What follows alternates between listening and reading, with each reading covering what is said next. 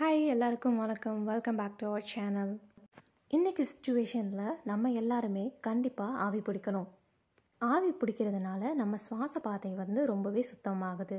அதனால கண்டிப்பாக எல்லாருமே வெளியே போகிறோமோ இல்லையோ கண்டிப்பாக டெய்லியும் 3 times ஆவி பிடிக்கணும். அதனால் நம்ம சமையலறையில் இருக்க பொருட்களை அப்புறமா நம்ம வீட்டோட தோட்டத்தில் இருக்க பொருட்களை வச்சு எப்படி நம்ம ஆவி பிடிக்கலாம் அப்படிங்கிறத நம்ம பார்க்க போகிறோம். கிராம்பு, மிளகு நல்லா தட்டி போட்டுக்கணும். அப்புறமா மஞ்சத்தூள். நீங்கள் எதுவுமே ஆட் பண்ணாமல் வெறும் தண்ணியில் மஞ்சத்தூளும் உப்பும் மட்டும் போட்டு ஆவி பிடிக்கலாம். அடுத்து இஞ்சி, இதை நல்லா தட்டி போட்டு ஆவி பிடிக்கணும். இப்போ நீங்கள் பார்க்குறது நொச்சி இலை. இதில் 10லேருந்து 15 இலைகளை பறித்து நம்ம தண்ணியில் போட்டு கொதிக்க வச்சு அதை ஆவி பிடிக்கணும்.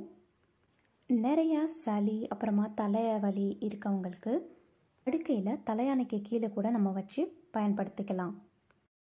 குழந்தைங்களோட தலைமாட்டில் கூட வைக்கலாம்.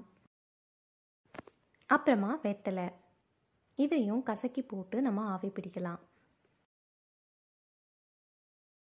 ஓமவல்லி இலை சளிக்கு இருமலுக்கு ரொம்பவே நல்லது. அதனால் இந்த ஓமவல்லி இலையும் அப்படியே போட்டு நம்ம ஆவி பிடிக்கலாம். இதோட சாரை குழந்தைங்களுக்கு கூட கொடுப்பாங்க.